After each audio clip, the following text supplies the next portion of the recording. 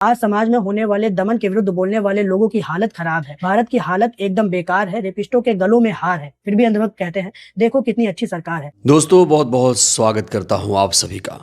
14 साल के एक बच्चे के सवालों से डर गई भाजपा सरकार। दोस्तों क्या आप इस बच्चे को पहचानते हैं? एक ऐसा क्रांतिकारी बच्चा जो लगातार वो काम कर रहा है जो गोदी मीडिया नहीं कर पाई। लेकिन अफसोस इस बच्चे की आवाज को अब सरकार दबाने की कोशिश कर रही है। ये बच्चा कितना क्रांतिकारी है, ये बच्चा कितना बड़ा अंबेडकरवादी है, कितना बड़ा लोकतांत्रिक है, इसका वीडियो भी मैं आज आपको दिखाऊंगा। इसका वो नमूना भी दिखाऊंगा कि आखिर क्यों इस बच्चे से डरी है सरकार, आखिर इस बच्चे के तीखे सवालों से कैसे घबराई है सरकार।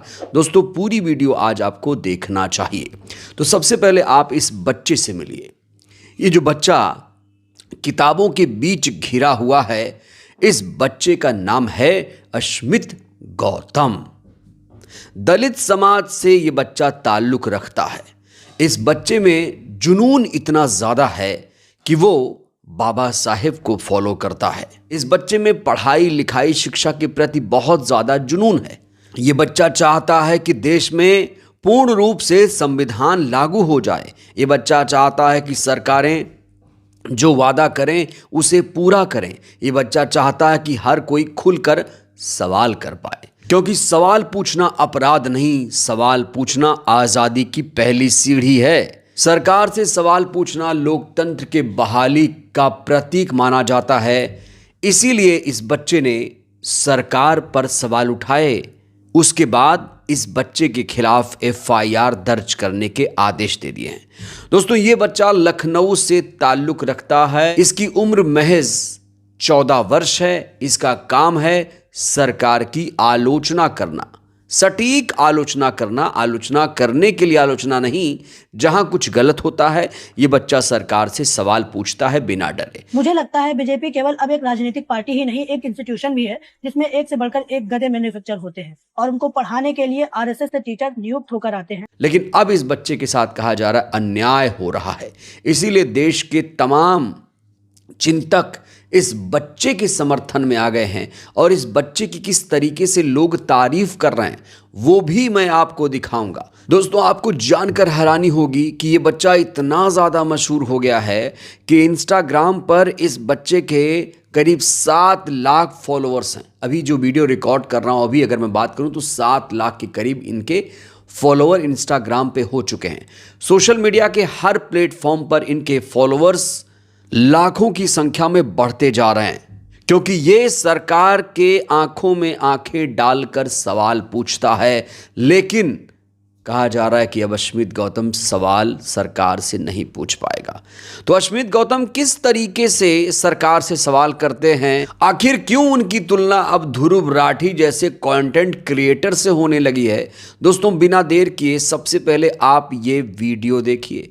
जब उनका ये वीडियो आप देखेंगे, ध्यान से सुनेंगे, तब आपको इस समझ में आएगा कि अश्मित गौतम कितने क्रांतिकारी हैं, कितने चमत्कारी हैं। देखिए वीडियो। देश में पत्रकारों पर हमले होते चले आ रहे हैं। अब भारत की स्थिति यहाँ तक आ पहुंची है कि भ्रष्टाचार बचाने से पहले पत्रकार बचाने होंगे। वैसे पहले कभी ये उम्मीद नहीं की गई होगी कि लोकतंत्र के चौथे स्तंभ पर ऐसी स्थिति आ पहुंचेगी। लेकिन हम सब भूल जाते हैं, मोदी है तो सब कुछ मुमकिन है। 2025 की फ्री स्पीच कलेक्टिव की रिपोर्ट बताती है कि देश भर में कुल 14,875 मामले पत्रकार उत्पीड़न के दर्ज हुए।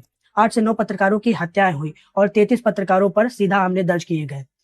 40 से अधिक मामलों में हिंसक मामले सामने आए। मैं तो कहूंगा ये फ्री स्पीच कलेक्टिव की रिपोर्ट नहीं है, ये लोकतंत्र के पोस्टमार्टम की रिपोर्ट है। आज पत्रकारों द्वारा जरा से भी तीखे सवाल पूछ लेने के बाद या फिर किसी मामले को एक्सपोज कर देने के बाद मुझे क्या आप सभी लोगों को भी लगता होगा पत्रकार अभी जिंदा होगा या फिर नहीं। ऐसे विचार इसीलिए आते हैं क्योंकि हम सभी लोगों ने एग्जाम्पल देख रखे हैं। जिस तरह से मुकेश चंद्राकर से लेकर अभी 5 जनवरी की रात को त्रिपुरा की राजधानी अगरतला में 2 आदिवासी पत्रकारों समीर देव वर्मा और जिमी देव वर्मा पर क्रूर हमला हुआ। ये बातें बताती हैं कि पत्रकार और फ्री स्पीच कितनी असुरक्षित हो चुकी है देश में। इस कड़ी का सबसे ज्यादा हाईलाइटेड मामला विकास साहू के साथ हुआ। ये भी एक बाहुबली डोमिनेशन का उदाहरण है।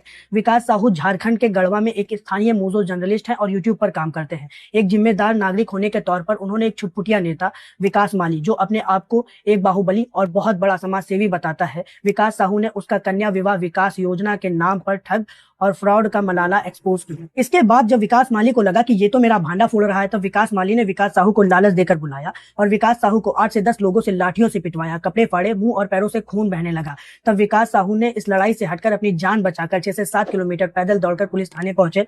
ये मामला इतना हाईलाइटेड होने के बाद भी पुलिस इतनी बेबस है कि विकास साहू की कोई मदद नहीं कर पा रही है, क्योंकि विकास माली ने थाने के ऊपर डोमिनेंस बना रखा है। भला तो ये हुआ कि विकास साहू का मामला इतना हाईलाइटेड हो गया, वरना डोमिनेंस के चलते केस आज विकास माली पर नहीं विकास साहू पर होता, क्योंकि सच बोलने वालों पर पुलिस केस और उनके मर्डर के चांसेस बढ़ जाते हैं। ये उदाहरण साफ दिखाते हैं कि भारत में सवाल पूछना अपराध है। जरा से तीखे सवालों पर या फिर एक्सपोजर पर पत्रकारों की जान खतरे में आ जाती है। पुलिस के स्थानीय बाहुबलियों के साथ सीधे उठक बैठक से पत्रकारों के सीधा टकराव की क्षमता खत्म होती चली जा रही है, जिससे लोकतंत्र में प्रेस फ्रीडम की बुनियादी बातचीत भी खत्म है। आज समाज में होने वाले दमन के विरुद्ध बोलने वाले लोगों की हालत खराब है। देश की इकोनॉमी बढ़ाने का साधन शराब है।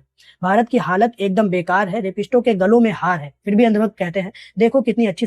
अश्मित गौतम हर रोज सरकार की कमियों को उजागर करने का काम करते हैं। इनका एक और वीडियो मैं आपको दिखाने जा रहा हूं, जिसमें ये खुलकर सरकार की आलोचना करते हैं और जो कुछ गलत होता है उसे उजागर करने की कोशिश करते हैं, जनता को, नागरिकों को जगाने का प्रयास करते हैं। ये वीडियो भी दोस्तों आपको देखना चाहिए। अभी जो सोशल मीडिया पर घटनाक्रम गुजरा उसे देखकर एक बात जरूर साबित हो गई है कि रटने वाले तोतों की कीमत आज भी उतनी ही है जितनी पहले हुआ करती थी। धार्मिक दृष्टिकोण से करोड़ों में और सामाजिक दृष्टिकोण से 2 करोड़ की। आप भले ही धर्म का लेप लगाकर खूब फूल मालाएं पहनाओ, लेकिन समाज के लिए इनका योगदान शून्य ही रहने वाला है, क्योंकि अब ना ही मंत्रों से खाना आता है और ना ही शत्रुओं को हराया जा सकता है। अभी मैंने पढ़ा जैसे देवव्रत महेश रेखे ने अपने पिताजी के सानिध्य में 5 साल की उम्र से 19 साल की उम्र तक यजुर्वेद के 2000 मंत्रों को रटकर उन मंत्रों को दंड क्रम से 50 दिनों में पूरा किया। ऐसा ही 200 साल पहले वेद मूर्ति नारायण शास्त्री देव ने भी किया था, और इससे पहले भी 2 लोगों ने किया था इस क्रम को। और बहुत सारी रिसर्च करने के बाद मुझे पता चला कि ये सभी लोग पृथ्वी पर एक गुरुकुल में शिक्षण का कार्य करते हुए चले गए। इनमें से कोई भी आइंस्टाइन, ओपेनहाइमर और अब्दुल कलाम नहीं बने। और अभी जिस तरह से हमारे देश के प्रधानमंत्री से लेकर उत्तर प्रदेश के मुख्यमंत्री तक धर्म प्रचारक बनकर देवव्रत महेश रेखे को सम्मान देने में लगे हैं, ऐसा इन्होंने कभी भी किसी भी कला, खेल या फिर विज्ञान के क्षेत्र में काम करने वाले व्यक्ति को नहीं दिया होगा। और आप सभी लोगों को लग रहा होगा क्या ही बड़ा काम किया होगा, हिंदू हैं, हिंदुत्व को बढ़ावा देने के लिए ये काम कर रहे हैं। लेकिन नहीं, ये काम करना चाहिए किसी मठ में बैठकर, ना कि सीएम या पीएम की कुर्सी पर बैठकर। इससे इंस्पायर होकर न जाने कितने गोलू मोलू बच्चे राधे राधे करते स्कूल में घुस जाते हैं और पढ़े लिखे वैज्ञानिक बच्चों के सामने धर्म का प्रचार करने लग जाते हैं। अभी बहुत सारे गिरगिटानंद और पूजनीय प्रेमानंद हो गए हैं। अब हमें ये नहीं चाहिए। अब हमें हदीसें और मंत्रों को रटने वाले लोग बिल्कुल भी नहीं चाहिए। अब हमें वैज्ञानिकों की जरूरत है, क्योंकि अब हमें सड़कों पर काम करते ह्यूमनॉइड रोबोट चाहिए। चाइना की तरह बॉर्डर रक्षा करने वाले रोबोट चाहिए। हमें हर जगह टेक्नोलॉजी चाहिए, क्योंकि अब मंत्रों के जाप से देश नहीं चलते मित्र। भले ही देवव्रत का काम सराहनीय है, उसके लिए उसके गुरुजन काफी है। जैसा हमारे संविधान में लिखा है, हम भारत के लोग, तो पॉलिटिकल पार्टियों को भारत के लोगों के लिए काम करना चाहिए। देवव्रत को गुरुकुल में और उसके समाज में सम्मान मिले, बहुत अच्छी बात है। किंतु अगर हम वेदों को रटने वाले मॉडल को देश का रोल मॉडल बनाएंगे तो 2047 तक हम विश्व गुरु तो नहीं बल्कि वेद गुरु बनकर रह जाएंगे। तो हमारे देश का रोल मॉडल देवव्रत महेश रेखे या अभिनव अरोरा जैसे लोग नहीं, बल्कि पूजा पाल होंगी, जिन्होंने बाराबंकी में धूल रहित थ्रेसर मशीन का मॉडल बनाया और जापान गई। इसके अलावा हेमेश शगलवादा, वेदांत त्रिवेदी, सुहानी चौहान, आनंद सिंह, विनेशा उमाशंकर, ये वो लोग हैं जिन्होंने विज्ञान में महारत हासिल करके रखी है, और इनके काम के बारे में हम लोगों को तनिक भी जानकारी नहीं है। दोस्तों, क्या कभी आप लोगों ने इतना क्रांतिकारी बच्चा देखा है? ऐसी समाज से आते हैं अश्मित गौतम, लेकिन आज उनके साथ जो कुछ हो रहा है उसे अन्याय बताया जा रहा है। सोशल मीडिया पर किस तरीके से अश्मित गौतम को लोग प्यार कर रहे हैं, किस तरीके से उनका समर्थन कर रहे हैं, एक ट्वीट मैं आपके सामने रखना चाहता हूँ। ये विट्टू शर्मा हैं। इन्होंने यहाँ पर 2 तस्वीरें शेयर की हैं। 2 बच्चे पर अलग अलग व्यवहार।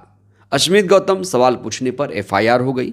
अभिनव अरोड़ा धर्म का धंधा करने पर इसे पुरस्कार दिया गया। एक और यूजर लिखते हैं यहाँ पर, लखनऊ के रहने वाले 14 साल के दलित छात्र अश्मित गौतम ने जब सरकार और उनके सिस्टम की पोल खोली तो यूपी की भाजपा सरकार ने उनके खिलाफ FIR दर्ज करने का आदेश दे दिया।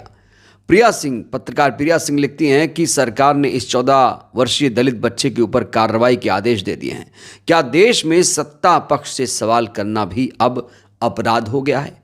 एक और यूजर दिवेश पटेल लिखते हैं, जिस देश की सरकार 14 साल के बच्चे से डर जाए तो लगता है कि इतनी हिम्मत होगी कि ट्रंप को जवाब दे पाए।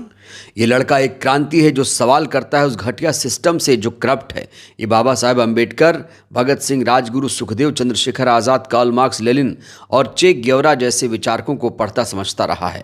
उनसे जुड़े विचारों का विश्लेषण सोशल मीडिया पर साझा करता था। एक सोशल मीडिया यूजर शीतल यादव लिखती हैं कि ये 14 साल का बच्चा अंधभक्तों के लिए दूसरा ध्रुव राठी बनने को तैयार है। ये बात तो सही है कि ध्रुव राठी ने ऐसे बहुत से बच्चों को देश हित के मुद्दों को उठाने के लिए प्रेरित किया है।